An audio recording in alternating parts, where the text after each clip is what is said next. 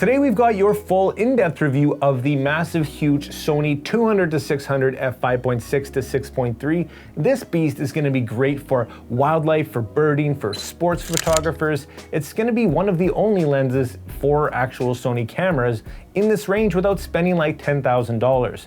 So we're breaking it down as usual, everything that you need to know about this lens. Here's some specs to get you going. If you haven't seen one of my videos, my name's Stefan Malloch. I do a lot of photography and filmmaking news reviews and tutorials. If you do enjoy this type of content and you like this video and it helps you out, consider hitting that like and subscribe button and join the community. So I already answered who this lens is for, anybody looking to get some real crazy reach, and I recommend it to an intermediate to professional. Now, it's not the cheapest of lenses, but it is going to perform pretty decently, as you'll see. But let's dive in and start off with the build and features. Okay guys, here's a quick unboxing for you, and look at the size of this box. For perspective, here's the 100-400 G Master box, puts it to shame, and inside the box you're going to find the lens being a G series lens, but also a few extras. You get a big huge lens hood that is included, as well as a strap for it and a nice big soft carrying case. And that's pretty much it. I think they could have done a bit better with the packaging, to be honest, but it is what it is and it's a statement for sure. The lens itself is a great construction, really solid feeling. It's also massive and weighs a lot. It's not for the faint of heart for sure. With the lens hood installed, it measures 15 3/4 inches long and 12.5 without. But do note that this lens does not extend as you zoom. It's completely internally focusing and zooming, so what you see is what you get. As far as its exact weight, it weighs just under 5 pounds. Now, as far as this lens's features are concerned, it does have an automatic manual focus switch, a focus and limiting switch, of course optical steady shot or image stabilization, and a mode selector switch depending on what you're shooting.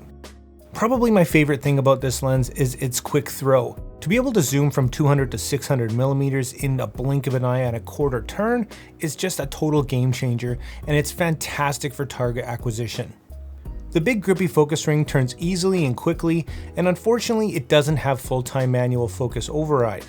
But for the most part, because it's so good, I find myself using autofocus for the vast majority of shots. It does have 3 customizable focus hold buttons located on the top, the left, and the bottom of the lens. Also included is an easily adjustable and removable tripod collar, and this is great for when you want to set up on a tripod to get some really steady shots. On the front of the lens, you'll find a massive front element as well as 95mm filter threads. On the back, you'll find a nice confident metal mount with the inclusion of a little rubber gasket for weather sealing confidence.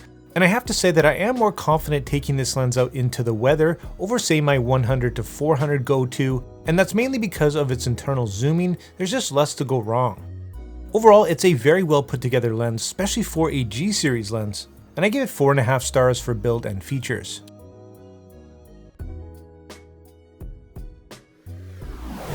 Next up, let's talk about the value of this lens and look at a few comparables. With an MSRP of $2,000 US, this lens is pretty decent when it comes to value, given there really aren't that many comparables.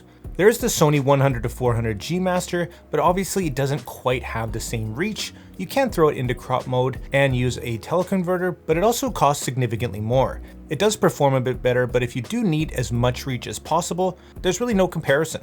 People might be tempted by the new Sigma 100-400, but unfortunately there is no teleconverter compatibility at this time, so you're going to be even more limited.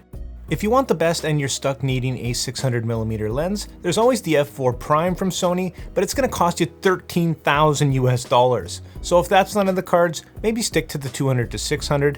And as far as overall value is concerned, I give it 4.5 stars.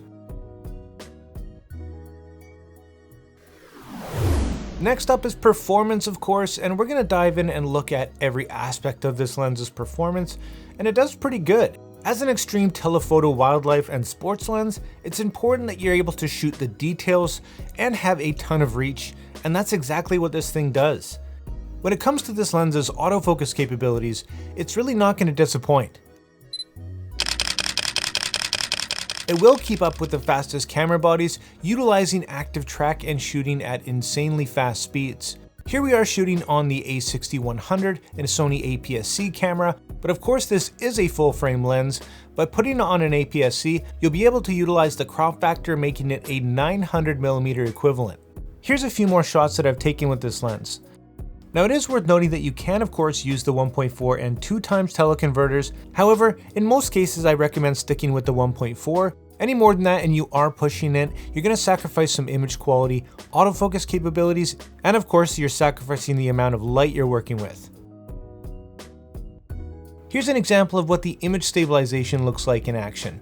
Now this is handheld at 600mm, and it's a very welcome feature at this point, especially because of the weight of this lens. Over time you're going to fatigue, and naturally it's just going to become more difficult to handhold this thing smoothly. Now be aware that sometimes at higher shutter speeds, image stabilization can act up. So if you're having some trouble trying to get sharp images with your image stabilization on, try shutting it off and check the results. Here's what the effect looks like at 900mm with a crop mode on the A7 III. Is it the world's best? Absolutely not, but it is very welcomed.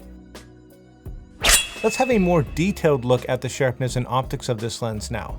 Now this is wide open here at our fastest aperture of f5.6 at 200mm. In the center of the image, it's going to be quite sharp, absolutely no complaints there. The corners are pretty good. Nothing extraordinary, but for what it is, it does a pretty darn good job. Stop down for a bit of an improvement here at f8, and you're going to see that all the way to about f11. After about f11 into f16 and on, you will see a bit of softness, but overall a pretty good performance out of this lens at 200mm. So what about 600mm here where it really counts?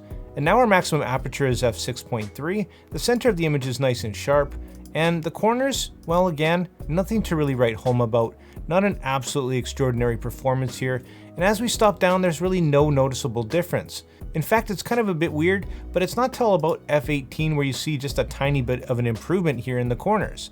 A little bit weird and I'm not really sure why, but overall, don't expect amazing corner sharpness, that's not why we buy this lens, but as far as the center is concerned and the overall picture, it's looking pretty darn good. So what about the distortion and vignetting of this lens? Well, I'm happy to say that they're both very well controlled. You can notice a tiny bit of pincushion distortion here, but you can use a profile correction or in-camera corrections to clean that right up.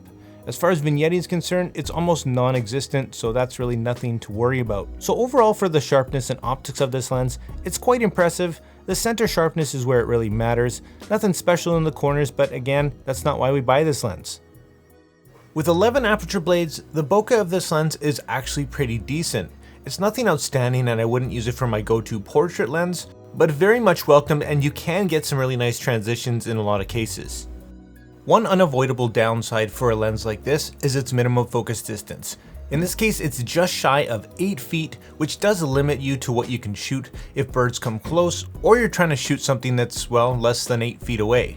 That's one of the main reasons that I personally own the 100-400 over this lens. It's because I do more than just bird. But obviously a lens like this, as with any lens, has a specific use, and for what this lens is designed for, it does it relatively well. Overall for performance, this lens does do a pretty good job across the board. I do wish it was a little bit faster with a constant aperture, but then again the price would increase. I give it a solid 4 stars. So wrapping up, I think this lens has a lot going for it, especially because it's really the only one in its class. As always, here's my personal pros and cons for this lens.